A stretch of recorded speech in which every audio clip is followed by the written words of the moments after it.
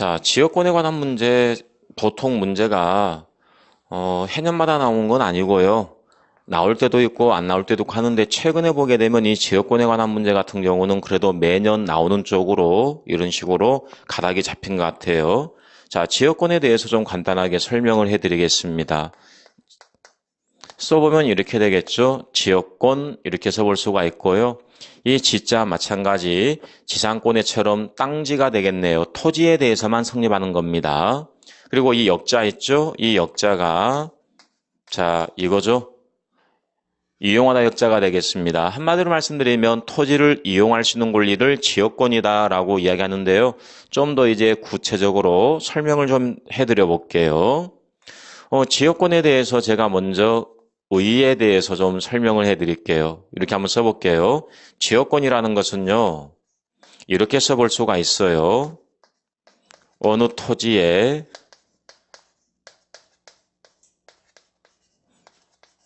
편익을 위해서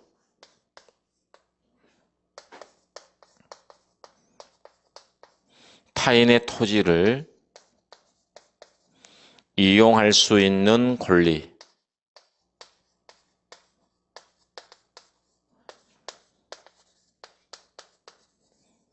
자, 이렇게 한번 써볼 수가 있네요. 그런데 이 내용만 가지고는 여러분이 아직 감이 안 올 거예요. 그래서 제가 실제로 그림을 한번 그려볼게요.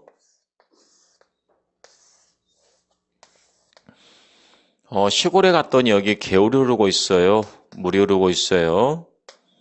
그리고 여기에 갑이 토지를 소유하고 있고요. 을이 토지를 소유하고 있는데요. 이 토지는 지금 논입니다. 논.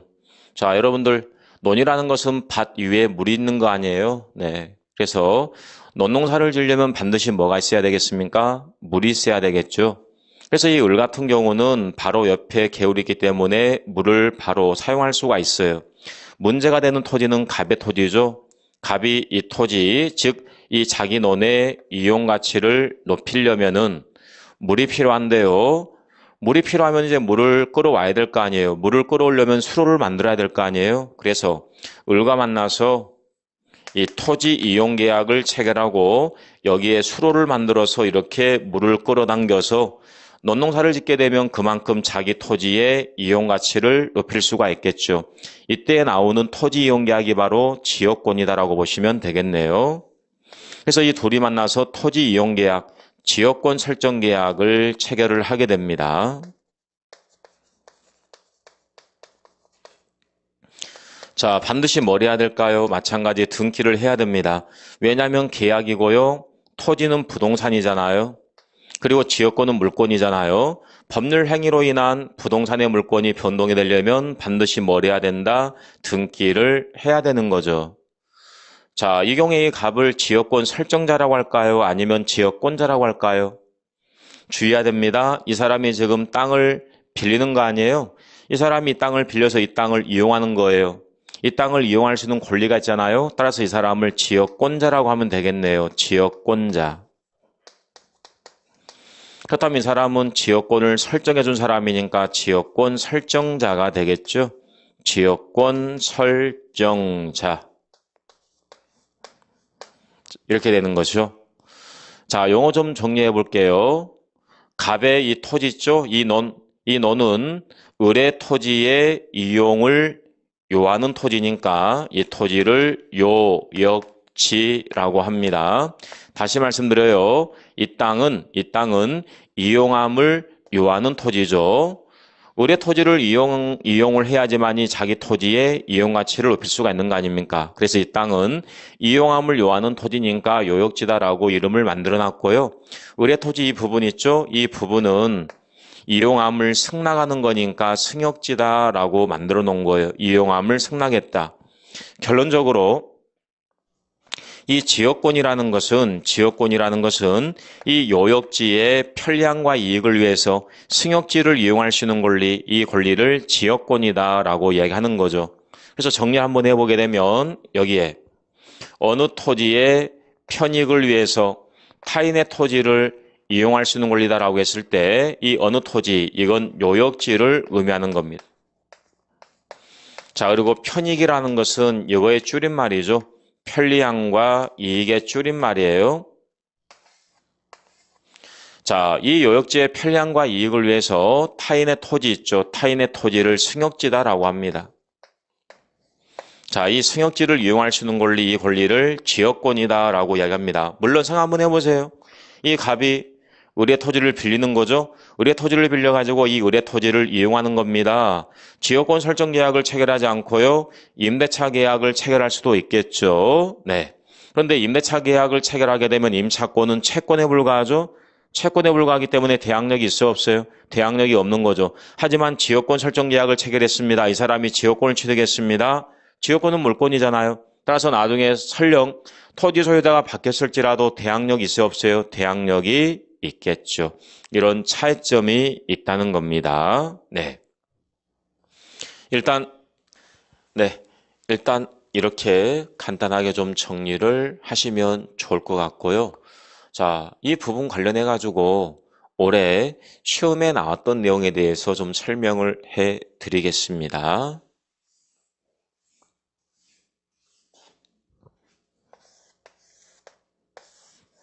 그림을 다시 한번 그려보게 되면 여기 갑이 토지를 소유하고 있고요. 을이 토지를 소유하고 있고요. 갑과 을이 만나서 지역권 설정 계약을 체결을 하게 됩니다. 그렇다면 여러분, 갑과 을이 만나서 왜 지역권 설정 계약을 체결한다라고 했어요? 여기에 뭐가 있냐면 요역지가 있고요. 이 요역지에 이용 가치를 높이기 위해서, 즉 요역지의 편리함과 이익을 위해서 지역권 설정 계약을 체결했고요. 이 승역지를 이용하는 것이죠. 이게 바로 지역권이었습니다. 그럼 여기에서 지역권이라는 것은 요역지의 편리함과 이익을 위해서 존재하는 거니까 만약 요역지가 없다라고 한다면 지역권 존재할 수 있어요, 없어요? 없다는 거죠. 다시 말씀드립니다. 지역권이라는 것은 요역지의 편익을 위해서 존재하는 거예요. 따라서 만약에 요역지가 없다라고 한다면 지역권도 존재 가치가 없는 것이죠. 따라서 요역지가 존재했을 경우에 지역권이 존재하는 거고요. 만약에 요역지가 멸실됐다라고 한다면 지역권도 소멸될 수밖에 없죠. 즉 운명을 함께하는 겁니다. 요역지가 주가 되는 것이고요. 지역권이 종이 되는 것이죠. 항상 여러분들 이걸 기억하세요. 주가 있습니다. 그리고 여기에 종이 있습니다. 주와 종은 운명을 함께하는 겁니다. 운명을 함께하는 거니까 분리할 수 있어요, 없어요? 분리할 수도 없는 겁니다. 같이 다니는 겁니다. 따라서 요역지가 발생했으면 지역권도 발생하는 것이고요. 만약에 요역지가 소멸됐다라고 한다면 지역권도 소멸될 수밖에 없습니다. 뿐만 아니라 이 갑 있죠. 이 갑이 돈이 필요했어요. 돈이 필요했기 때문에 이 땅을 제3자 병에게 양도했어요. 자, 이 땅을 양도했다라고 한다면 갑이 가지고 있던 이 지역권도 당연히 병에게 따라가야 될 거 아니에요? 주가 넘어갔으니까 종도 따라가야 될 거 아니에요? 그쵸? 네. 지금 제가 설명했던 부분을 부종성과 수반성의 문제, 부종성과 수반성의 문제 해서 이걸 부수성이다 라는 표현도 쓰고 있는 것이죠. 그리고 올해 시험에 나왔던 내용은 이거였습니다. 갑이 지금 뭘 가지고 있냐면 요역지의 소유권을 가지고 있어요. 뿐만 아니라 지역권을 가지고 있습니다. 자, 이렇게 한번 써볼게요. 요역지가 있어요. 그리고 여기에 지역권이 있습니다. 자, 이거는 주와 종이라고 했습니다. 근데 이 갑이 있죠? 이 갑이 이 지역권을 요역지하고 딱 떼가지고 이 지역권만 제3자에게 처분할 수가 있을 것인가, 양도할 수가 있을 것인가, 이게 문제가 되는데요. 좀 전에 말씀드렸던 것처럼 요역지와 지역권은 주와 종의 관계, 주와 종의 관계는 운명을 함께해야 된다라고 했죠. 운명을 함께해야 되기 때문에 분리해서 따로 지역권만 처분할 수가 있다 없다? 처분할 수가 없다라고 법에 규정이 되어 있습니다. 나눌 수가 없다 해서 이걸 불가분성 이런 표현을 쓰고 있는 것이죠. 그래서 분리 처분할 수 없다라는 사실, 이 사실을 기억하시면 될 것 같네요.